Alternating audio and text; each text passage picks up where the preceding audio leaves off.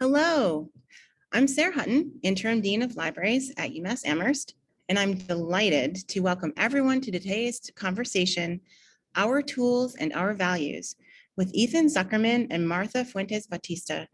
Today's presentation and discussion are the keynote for this year's Week of Open Access programming provided by the Umass Amherst Libraries. This year's Open Access Week theme, It Matters How We Open Knowledge, Building Structural Equity, is filled with programming provided by the libraries in partnership with campus collaborators focused on sharing research openly and promoting scholarly identity. I've just placed a link for this week's programming into chat if you have not already registered. The libraries have been supporting and celebrating Open Access Week since 2008. And we are committed to inclusive open access, open educational resources, and open science. Not just during Open Access Week, but every day throughout the entire year. Our Office of Scholarly Communication works within the libraries across campus and globally to provide guidance on open access and is the lead on open access programming. And here is a link to more resources provided by this office. Scholarly Communications librarian Christine Turner is the lead on today's programming, and I'm incredibly grateful to her and the library's communications and technology folks for coordinating today's keynote. Today's keynote speakers are accomplished scholars and advocates in support of equitable knowledge creation and dissemination dedicated to advocating for open policy discussion and the common good every day of the year, not just during Open Access Week. Ethan Zuckerman is an associate professor of public policy, communication, and information at Umass Amherst, as well as director of the Umass Initiative for Digital Public Infrastructure, focused on reimagining the internet as a tool for civic engagement. Prior to coming to Umass Amherst, Ethan was at MIT, where he served as director of the Center for Civic Media and associate professor of practice in media arts and sciences at the MIT Media Lab. While at MIT, Ethan served on the Provost Ad Hoc Task Force on the Future of Libraries, chairing the working group on community and relationships. He is an author of books and articles, including an August 2021 piece in Nature on opening up research and monitoring of social media companies. His podcast, Reimagining the Internet, a link to which I am placing in chat, gives us windows through conversations with scholars, activists, journalists, and entrepreneurs into ideas and projects designed to reshape social media. Ethan's resume is wide-ranging, and his thinking is infused with connections between what can be imagined and what can be created to advance public knowledge and the common good. Martha Fuentes Batista is a senior lecturer and director of engaged research and learning with the Department of Communication and a faculty affiliate in the School of Public Policy at Umass Amherst. Her research focuses on digital inequalities, media and internet governance, and the role of media advocacy networks and media activism in shaping digital inclusion and media policy in the US and Latin America. Her work promotes engaged scholarship that builds capacities and enables dialogue between scholars, students, user communities, practitioners, and policymakers to create inclusive solutions to digital inequalities and communicative injustices in our media system. She has published articles in academic journals on participatory community development of broadband, social justice approach to internet governance and pedagogy, and media literacy in higher education, among others. And she's let me know that this week is the first time that Media Literacy Week is being celebrated in the US. And so glad to have that alongside Open Access Week as we celebrate. In 2020, Martha was awarded a Umass Amherst Open Education Initiative grant to develop open educational resources and a textbook on media industries and institutions. I welcome both Ethan and Martha today with gratitude for sharing their time and knowledge with us all in the discussion. Ethan will get us started and Martha will provide a response to Ethan's remarks, followed by an open Q&A that will be facilitated by Christine Turner. Thanks, Christine. You are all welcome and encouraged to enter any questions you may have into the Q&A section of Zoom throughout the program. And now, without further ado, I hand it over to Ethan to begin. Well, thank you so much, Sarah, and thank you to everyone at the Umass Libraries, particularly to Christine both for inviting me and also for helping me sort of shape my remarks. And let me just express my gratitude to my friend Martha Fuentes Batista to have this conversation with me. I'm really glad that we can explore these ideas and have a real back and forth around this. My remarks today are about a really broad and pretty weighty question. What does it mean to live ethically within a system that systemically violates your ethics? And what I mean by this is specifically, how do you live and work in a world where the dominant economic model centers on the capture, repackage, and sale of human attention? So that's the model that Shoshana Zuboff describes as surveillance capitalism in a really remarkable book. It's the model that underlies the vast majority of what runs on the internet today. And the internet is a very special place for me. It's the space that I've worked in, played in, studied for more than 30 years. In a very literal sense, it is my home. And it's a place whose basic operations continually challenge my personal notions of what is right and what is fair. So from that pretty abstract and depressing start, let me offer sort of two bits of good news. The first is that most of what I want to talk about today is actually extremely concrete. It's not going to be at this sort of high moral level. It's actually going to be extremely practical. And the second is that I am a pathological optimist, and that this is ultimately an optimistic talk, although you may not guess that at first. But I want to start this talk in the Netherlands, and I want to start it by talking about a really interesting organization called VPRO. VPRO stands for Verzig Protestant Radio Omroep.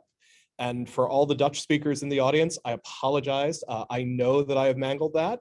But I will say for the English speakers, what that means is liberal Protestant radio broadcaster. And it's one of 11 public broadcasters in the Netherlands, which is kind of crazy because there's only 17 million people in the Netherlands. But the Dutch feel really strongly that public media needs to represent a very broad range of views. And so there are public broadcasters run by evangelical Christians, by Catholics. The secular humanists have a station. Historically, the socialists have had a station. And this is something that applies all through Dutch society. It's called the pillar system. All these different religious and social groups have their own schools, their own hospitals, but in many cases, they share common resources. Now, that's sort of fantastically unfamiliar to Americans, where we sometimes have a hard time imagining Democrats and Republicans sharing the same roads. In the Netherlands, common resources like television, radio, broadcast facilities are shared by these ideologically rival organizations. And there's literally a media city in the city of Hilversum where all these broadcasters work side by side. They share the cafeterias, they share the broadcast towers. They have differing shares of broadcast time based on the membership in the various movements, based on the popularity of their broadcasts and of their online audiences. So since the 1960s, VPRO has been much more liberal than Protestant. If you pull up the Wikipedia entry on it, you will find that it is the first television station in the world to air artistic nudity. It's basically known as the avant-garde and experimental television channel in the Netherlands. And VPRO, like all of these Dutch public broadcasters, operates on a statement of values, a charter. And it privileges individual privacy, autonomy. It recognizes the importance of media diversity, multiple points of view. It outlines its operating principles and the ways in which VPRO is different from a commercial broadcaster. And that makes things sort of tricky because VPRO is an organization in the real world. It needs to use software. It uses tools to edit video and audio. It uses software to let people post comments on its website about what they thought about various broadcasts. It even uses software like Google Analytics to track how many people are looking at its content online, which it's required to do by the Dutch government to measure its audience and to continue making the case for its taxpayer funding. Many of those tools, the ones that VPRO uses to share its content online, to enable online conversation, to monitor the audiences, come into conflict with VPRO's values that they've expressed in their charter, right? So VPRO believes that people have a right to privacy, a right to view content without being tracked or monitored. That was an easy thing to accomplish in the days of radio and television when those devices don't watch you back. But it's really hard to do in the age of surveillance capitalism. And when VPRO sends people off to YouTube, for instance, to view their video programming, they're reasoning that YouTube is where their audiences are, right? It's the second most popular site in the world, generally speaking, but they're sending their viewers into a space where algorithms may be pushing them towards increasingly extreme content, all the while capturing their movements and capturing their attention.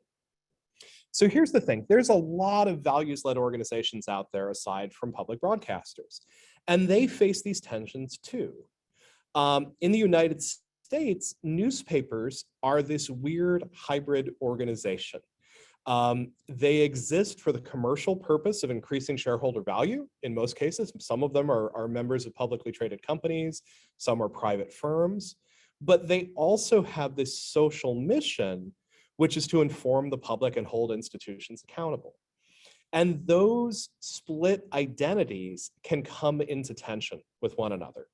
When Edward Snowden revealed that the US government was using commercially available tools to track people's online communications, by the way, including ad targeting software, including those little trackers that follow you around the web, the NSA found ways to weaponize those against individual users, and Snowden's documents show this.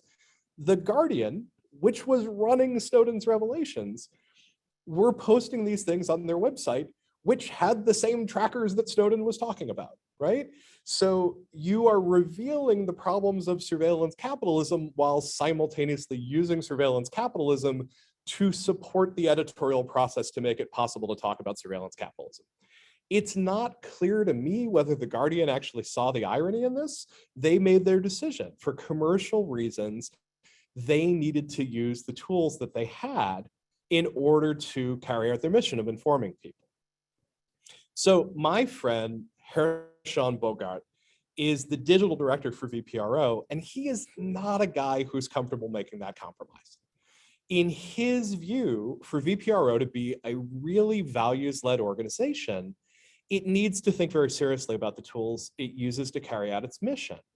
It has to be open to changing how it does business in order to bring its actions in line with its values. So Hertjan and his team started doing something very, very simple. In Dutch, they call it the laundry. When we started talking about it, he realized it had the implication of like laundering money or something like that. So they started calling it the power wash. And the power wash at its heart is an inventory. They looked at every piece of software they used to do their business, from those internal tools for making videos to the tools they use to disseminate, to comment on, to monitor the products they're putting out in the world. And then he and the team evaluated each one of those tools in terms of how they adhere to or diverge from the organization's values. And this gives them a prioritized list of cases where they're not living out their values through the tools they use. And then they try to fix things. So VPRO is not comfortable using Google Analytics because by default, it sets a cookie on every user and tracks them all over the web. There is a way to use the tool where it's significantly more privacy preserving. It has some of the same functionality. And for VPRO, that's an easy win, right? Making that change so that they're counting users, but not tracking them all over the web, that's a top priority.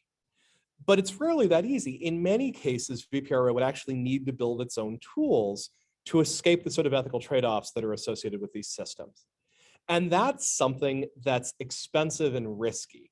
Anyone who's ever worked within a large organization would tell you that you only develop software as a last resort because you're stuck maintaining it for 10 or more years. And so in some cases, that's probably not even enough. You might have to build giant services. VPRO could theoretically build its own video streaming service to avoid the surveillance built into a platform like Netflix, but they'd have a hard time getting the audience Netflix already has, right?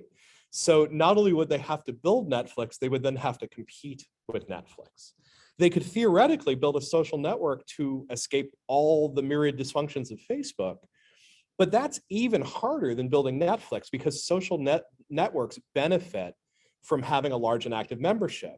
It's not enough just to build a social network. You'd actually have to get people to use it as well. So we are potentially asking a public broadcaster, not necessarily a very rich organization, not just to rebuild Google Analytics and Netflix, but potentially to deploy a social network at scale. Hertjan's a really practical person. And so what he's done is he's turned VPRO's project into a broader effort called Public Spaces. And he invited in the rest of the Netherlands public broadcasters. He invited in major cultural institutions like museums and cultural festivals. He is now gradually inviting the rest of these institutions around Europe. And each institution that joins Public Spaces commits to doing its own power wash, sharing the results of it. There's a certain amount of mutual monitoring that's going on here. It's an exercise in self-assessment. If you'd like, you can declare that all of your tools are consistent with your values. Poof, you're done. But if everyone's really honest about it, what it helps organizations see is how other orgs in a similar position are solving their problems. You start learning, oh, this is how this other broadcaster dealt with this. Maybe this is how I should do it. Even more than that, you start revealing needs that might not be obvious. All these cultural organizations are sharing video content online. And platforms like YouTube, which have the largest existing audiences, support themselves through surveillance advertising. Public Spaces partners might declare that it's time to build a video sharing service supported by subscription. Maybe Dutch citizens, by virtue of being Dutch taxpayers, get free access. Maybe there's a membership fee for the rest of us who want to access this really high quality content. Maybe it's ad supported, using advertising that's targeted to the content, not to the personal characteristics of the person watching the content. Maybe it uses something that I'm advocating in my work, something called forgetful advertising, which tries not to learn anything about the viewers using a platform, but targets solely based on the content and the context. This is a space where it would generally be considered madness to compete. YouTube is as close to a monopoly as exists online, but it actually might make sense for values-led organizations to get together and imagine and ultimately build something very different. And this is what got me interested in Public Spaces, this idea that values-led organizations might imagine and build their own infrastructures because they're dissatisfied with the tools that already exist. And they want to move beyond just fixing what exists. I get interested enough that I wrote a paper over the summer with Hertjan Bogaerts and also with the really brilliant Dutch digital media scholar, Josie van Dijk, which we hope to publish later this year. We put forward this idea that we might need to imagine and build our own tools for public broadcasting, which is an idea that I've been putting out in the world as this notion of digital public infrastructure. So for a couple of years, I've been arguing that there are aspects of our digital life, particularly those around public spheres, that are simply too important to be left purely to the market. We need public spaces in which we can discuss news and policy that aren't optimized for engagement the way that Facebook or Twitter are. We need spaces that might optimize for participation. Some might optimize for civility or for kindness. Some might optimize for diversity, rather than optimizing for strength of emotion, which is what we're starting to realize platforms like Facebook are ultimately optimizing for. I firmly believe that we're only going to get so far asking Facebook to regulate speech itself, or even asking Congress to regulate speech on Facebook. I think we're going to run into all sorts of First Amendment barriers very, very quickly. Instead, I actually think what we need to do is imagine and build new and different social media that works in pro-social ways radically different than the systems that we have. So this idea that values-led organizations in the real world, broadcasters like VPRO, could band together and demand that the world work in different ways is just fascinating to me. And so Hertjan, Josie, and I wonder whether these organizations around the world could band together and start demanding that we be treated differently than traditional for-profit organizations. And that's gotten me interested in what changes to business models values-led organizations have been able to force in the past. And that brings us around to open access. Most people attending this talk probably know that academic publishing is really weird. First, it's highly concentrated. The dominant providers, Elsevier, Springer, Wiley, control almost half of the market. It's a market with incredibly peculiar labor dynamics. Journal publishers really do a great deal of work, but they could not exist without a vast pool of volunteer labor. A huge percentage of the work done in academic publishing is labor from editors and reviewers who are people like me and Martha and probably a lot of other people watching this talk. In addition to volunteering our labor to make this system work, we sometimes end up publishing in journals that average readers can't read without subscriptions through academic libraries or without paying just absurd per article fees. It's a system that doesn't work well for really anyone other than those powerful players who make money off of it. It excludes almost everyone who's not lucky enough to work within a well-resourced developing world university, which is pretty much everyone. It's a system very well positioned for reimagining.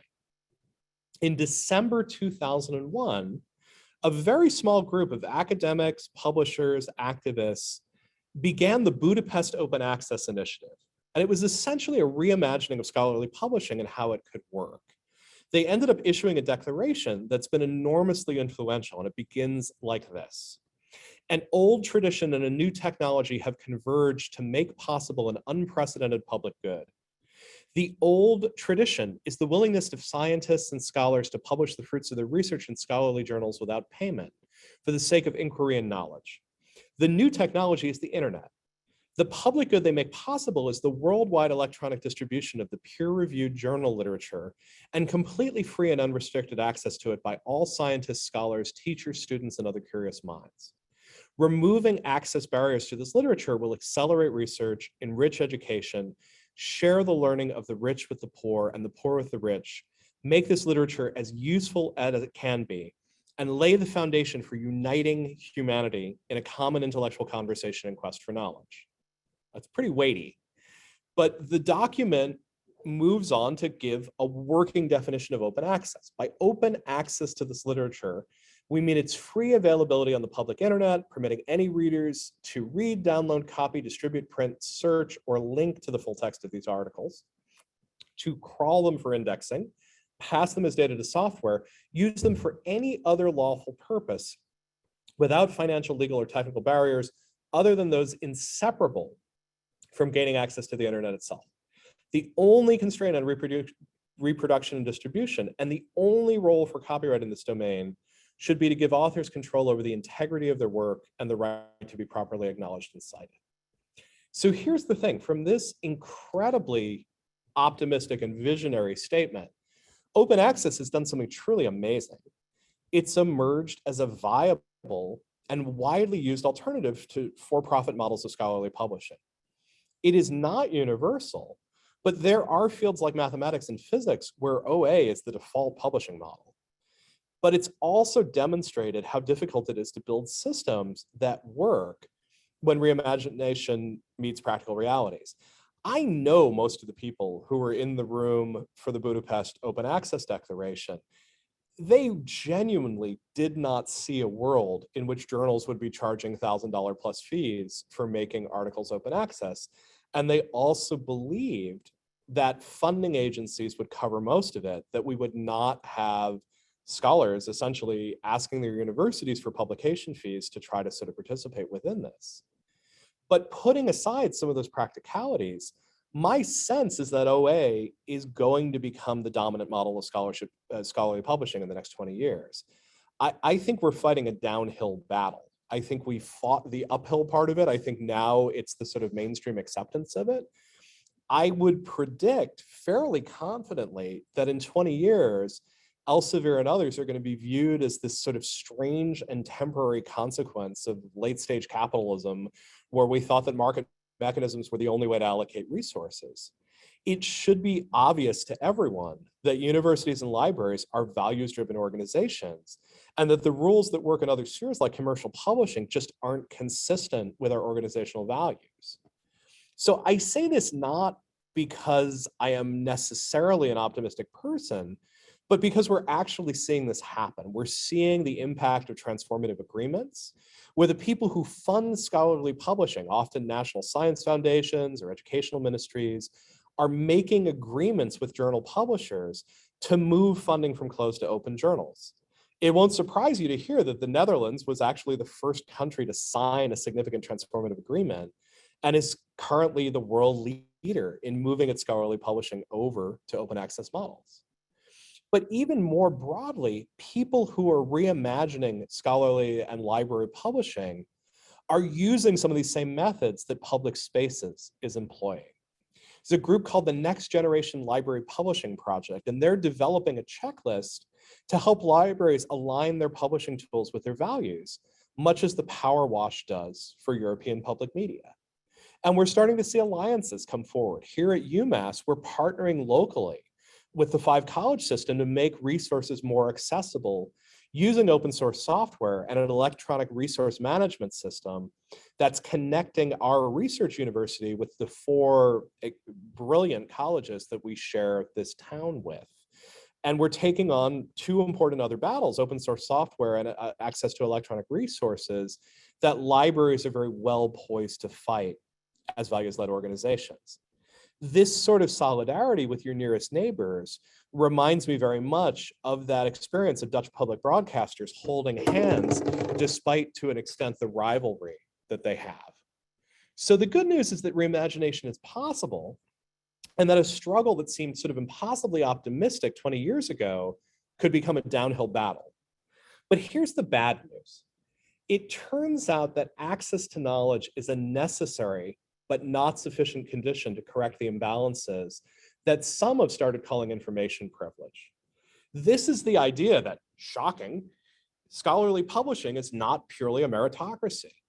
It's an unbalanced playing field. It's balanced towards English speakers, towards those in wealthier nations, towards Eurocentric models of thought, towards those with the best access to scholarly journals. It's balanced for me, and it is balanced against many other people who are working in this publishing system. You can knock down those economic barriers, but other aspects of information privilege remain. My friend Heather Ford, who's a longtime information activist in South Africa, is finishing just a brilliant new book that looks at the ways that Wikipedia has wrestled with information privilege and debates over what gets to be a fact, what's important enough to merit space in a literally limitless encyclopedia. We know that women have far fewer biographies in Wikipedia than men. We know that historical figures from the developing world are less represented than those from the developed world. These aren't disparities that are easily explained just by who has access to scholarly publishing, because Wikipedia famously is free to use and to edit. They reflect these much deeper disparities. Who do we study and how? Who has the time and the support and the encouragement to generate knowledge? What topics will gain them academic recognition domestically and abroad? How do resources like Wikipedia, built in part on Western models of knowledge, where individuals are generally credited for discovery, how do they deal with collective and community knowledge? All of which is to say that this work of reimagining and recreating the world in more just ways is vast and it's ongoing. And while I believe that public spaces may lead us towards a vision of new media where public broadcasters and other values-led organizations build truly competitive alternatives to the Facebooks and the YouTubes of the world, I also acknowledge that that probably will not be alone by itself. It's possible that in 20 years, we won't bother having celebrations of open access because it's simply going to be the dominant model. It's not going to be worthy of special consideration. But I believe that we'll be still struggling with questions of whose voices are heard, whose are suppressed when it comes to creating and disseminating scholarly knowledge. So this is not an argument to stop reimagining, but it's an argument to broaden who gets to reimagine and who gets to build these new futures. Ensuring that everyone who is affected by an unjust system has the opportunity to reimagine and rebuild is the most powerful way we can address the paradox of living and working in systems that contradict our values. It's not enough just to publish our papers open access. It's not enough just to use open source software. It's incumbent upon us that we open the work of reimagining as broadly as possible. Thanks so much for having me. Thank you so much, Ian. And now we'll turn it over to Martha Fuentes Batista to respond. Thank you. And thank you, Christine. Thank you, Sarah. I'm delighted to be here for open access, a long tradition here in this campus, and particularly this year. Welcome and thank you, Ethan, to invite me to be part also of this conversation. And well, I really think that we need a pathological optimist, not to build utopias, but to explore possibilities. And so in that sense, I think that the work that Ethan is doing in this campus and also with the Digital Public Infrastructure Initiative is vital, is needed here in the US and all over the world, because we are all sharing the same challenges in this moment. So in my remarks today, I would like to highlight the value of Ethan's work to ongoing discussions actually of the relevance of information commons approaches to institutional initiative and also public policies that promote both public service media and open access to knowledge in general. And in doing so, I would like to suggest a few ways in which the different constituencies maybe and organizations that coalesce under the big umbrella of open access to knowledge movements around the world, and particularly libraries, have an important role to play in pushing what we're witnessing nowadays, which is basically this big claim for more accountability and democratization of the platforms and social media sites. So I really, when I first read the piece that Ethan cites in this talk, I thought that this work is very much needed because it's grounded in, it's a grounded approach to an ethical dilemma, correct? And I would say an existential dilemma that all kind of information commons are facing nowadays. How we could, build the commons, and how the commons, the information common, would live up to the promise of democratizing knowledge and the production of knowledge under surveillance capitalism in particular.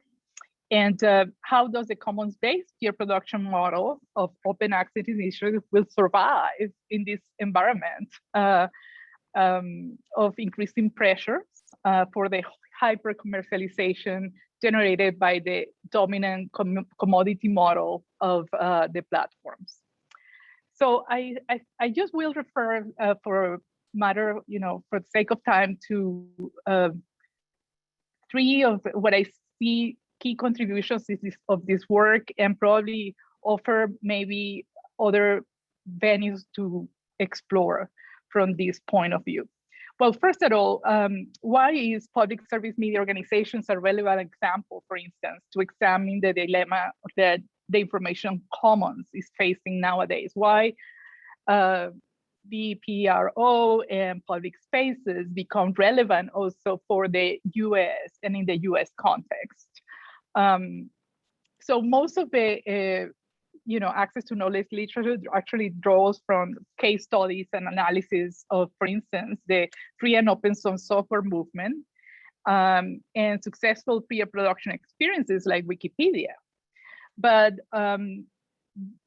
they fall somehow short sometimes to think about the institutional context in which these experiences come about, and also to think about in terms of the history of institutions and the way how organizations also mature. So if we look at public service media as a form of information commons, we understand that these form of information commons have been around for more than a century around the world. And in looking maybe, thinking about information commons, media scholars have talked about public media and community media, third sector media in those ways. However, we see that the literature sometimes doesn't talk to each other. And I think that, Ethan is doing important bridging work in that respect. Another important contribution I see also is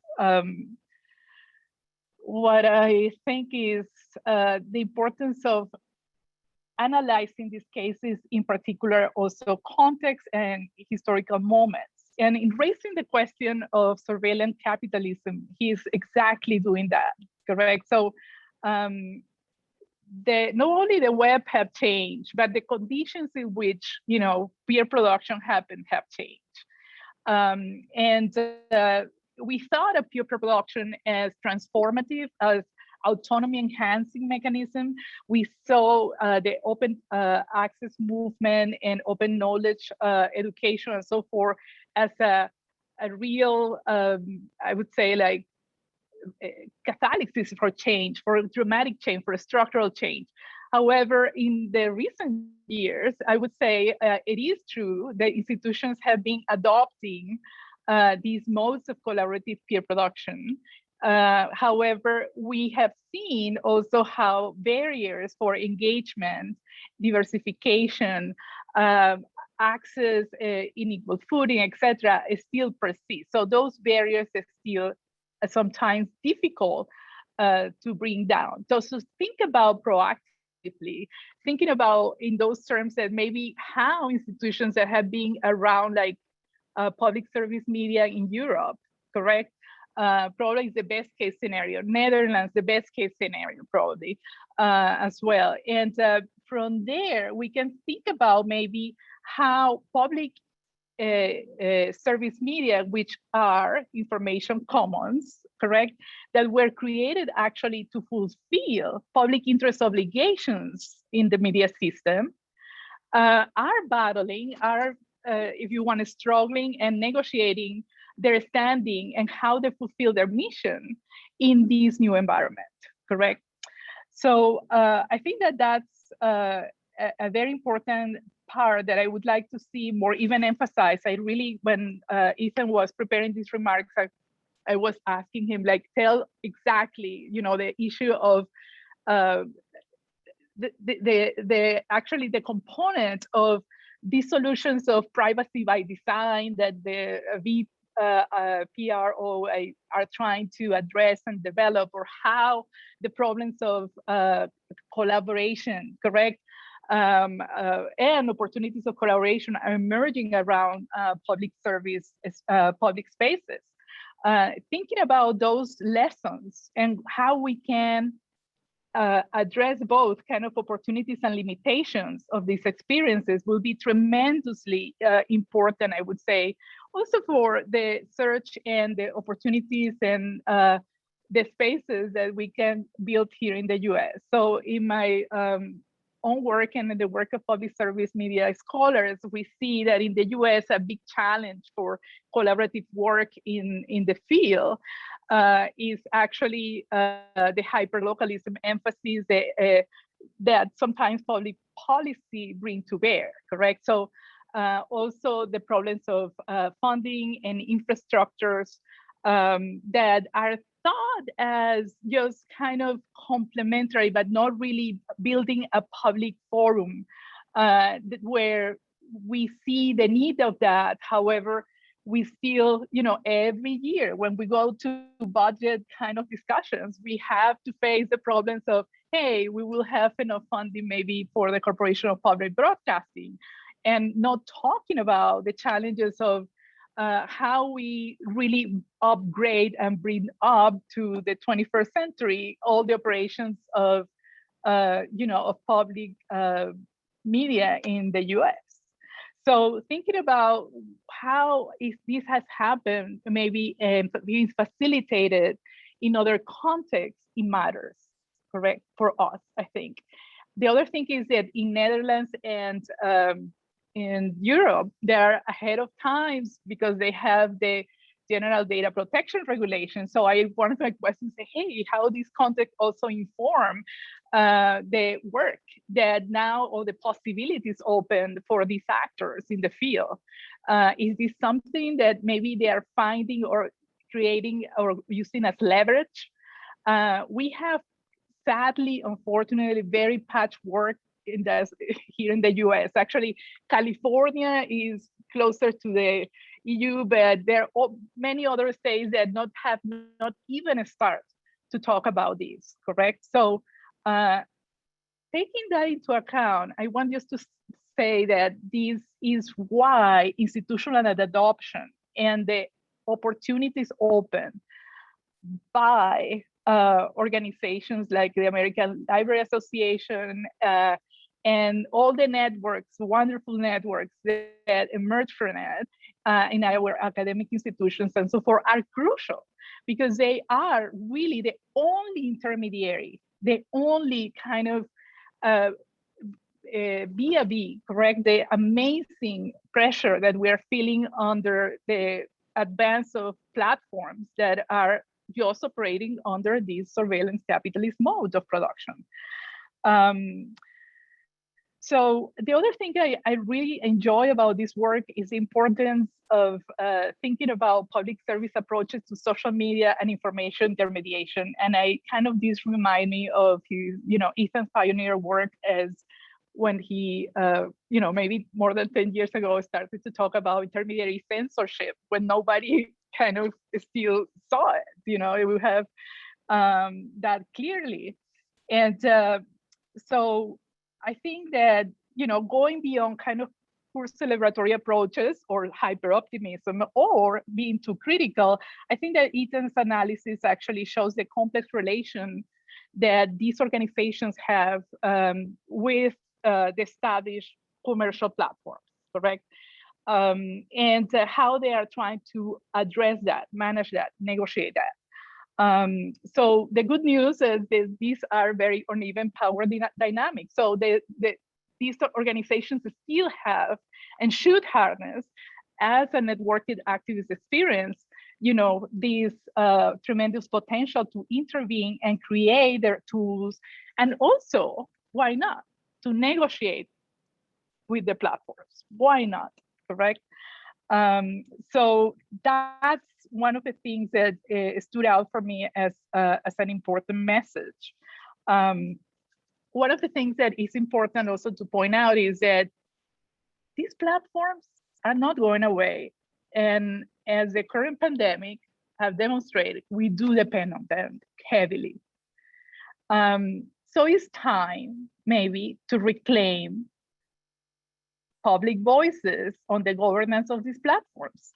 So it is wonderful to have the privacy by design, intervention, but that doesn't mean that we will abandon or will not push out, I would say, maybe not just for a regulation, but actually representation on the governance of these platforms and with these public interest functions and needs that need to be addressed, correct? So I wonder how much of that can be done. I also think that there are other important parts that I think I'm running out of time, and I want to leave time for. There is definitely a way in which this work think or presents or advances other concepts of openness, correct? And raising questions on, if you want, going beyond kind of liberal democratic ideas of openness in the commons, but being more kind of in the modes of thinking about social democratic articulation of information commons, where we see the need of these collaborative experiences is, being kind of informed by really public interest and social justice issues.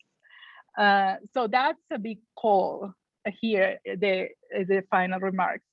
So let me end maybe, there are other things that we cannot address for the sake of time, but I think that there is a big push also in both respects, for the democratization of open access and platform governance in this work. And in doing that, I am thinking like what we have seen recently happening in the discussions on Facebook and big tech and whatnot. It turns out that they have been around already for 3-4 years. Coalitions of, let's say, not just public interest technology scholars and activists. There are coalitions now in place, for instance, here for the change the terms. It was very important in terms of framing the agenda that actually Facebook is responding to now that the cat's out of the bag. So my question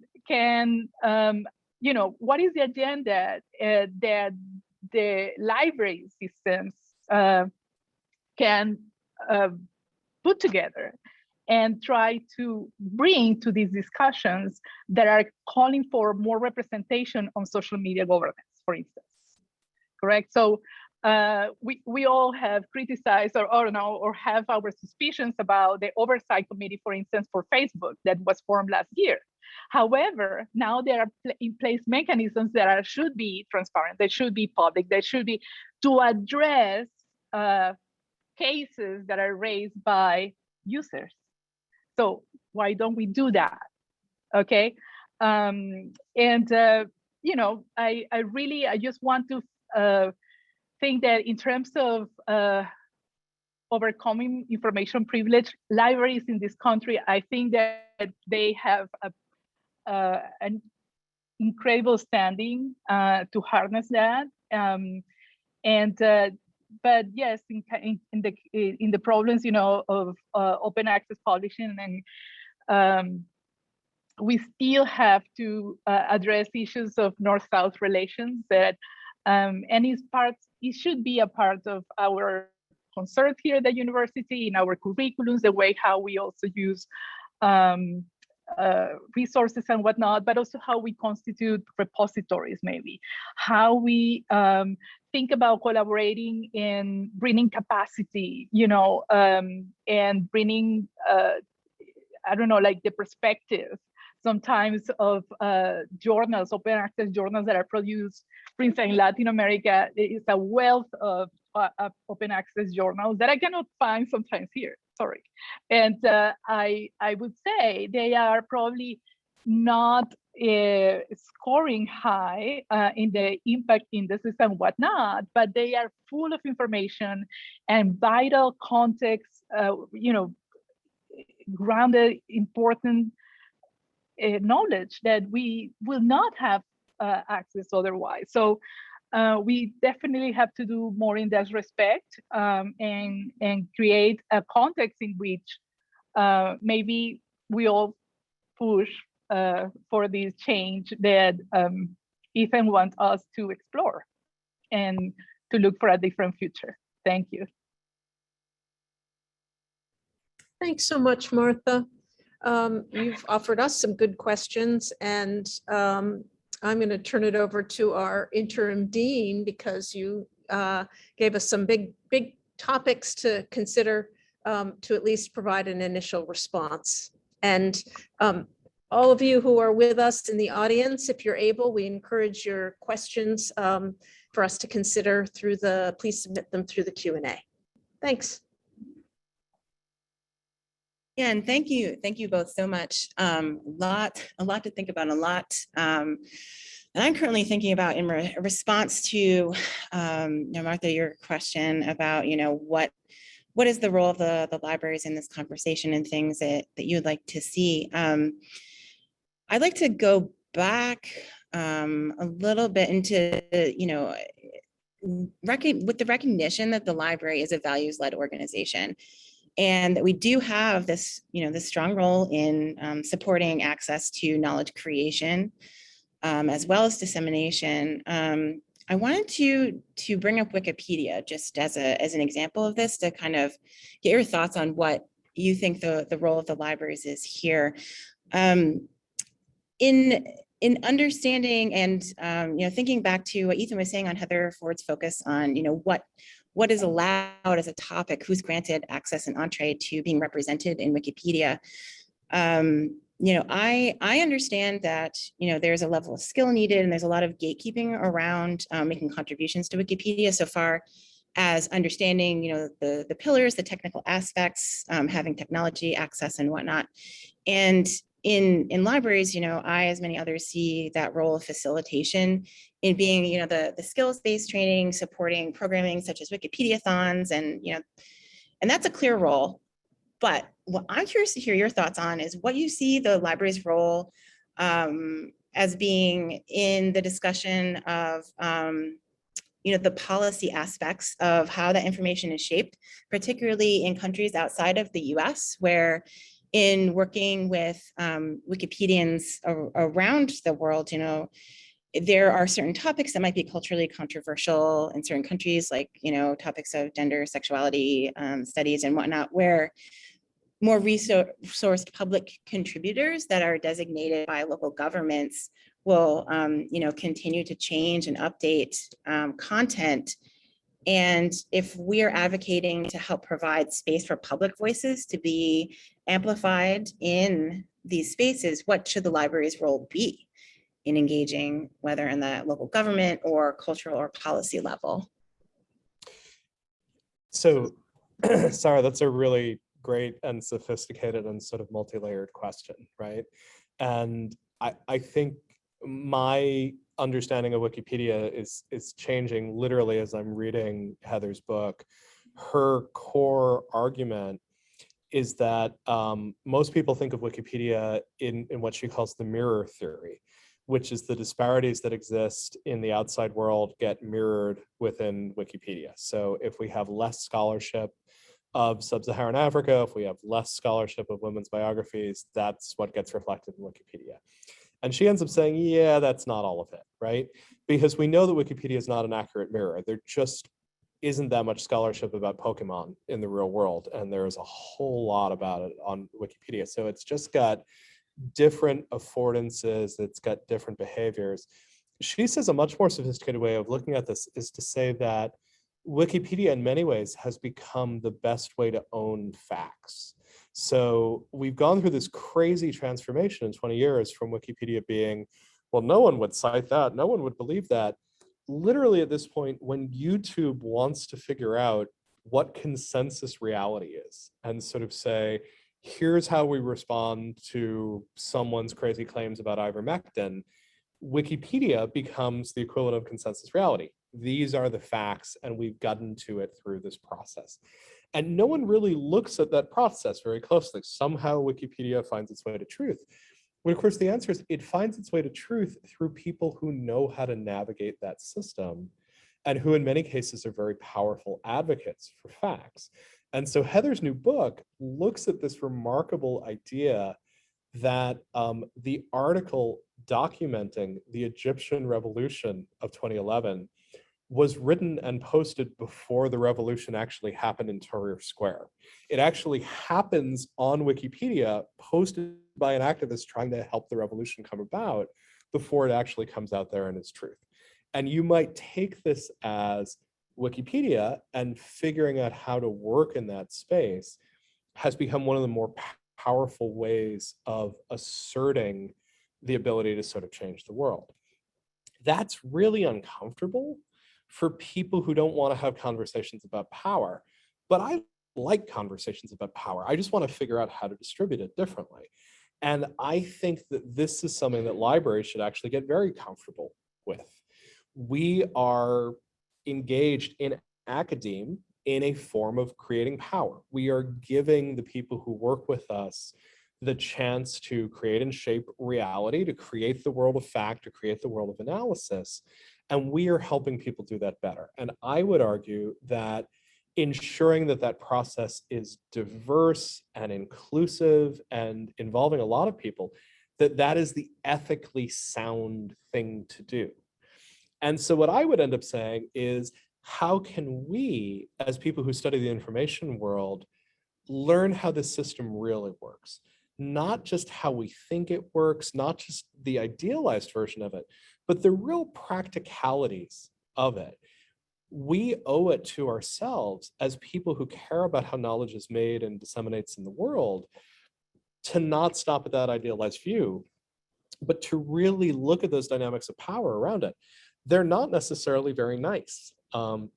They mean that people who make thousands of edits with bots, end up with disproportionate power over a system like Wikipedia.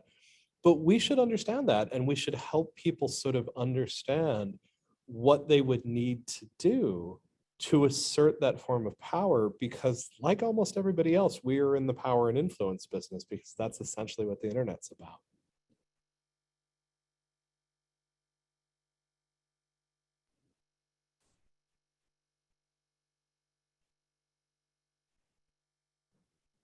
Sarah, you're decoying me. You're muting and unmuting, and I'm not sure whether you're coming on or not. But Oh, I was just reflecting on what you just said, Ethan, and the element of not only reimagining but imagining and drawing people into what's possible. And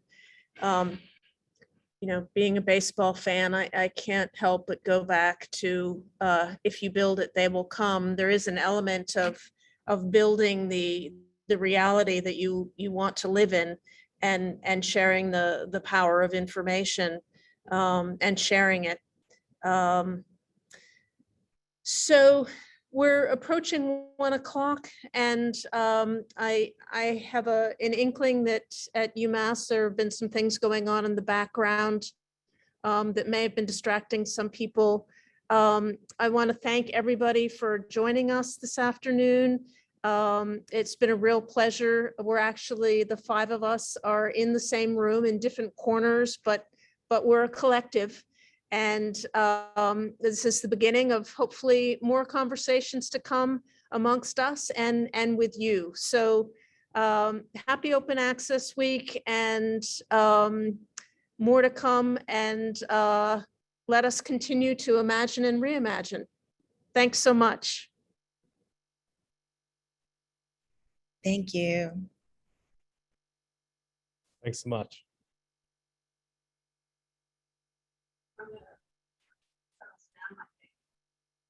Thanks.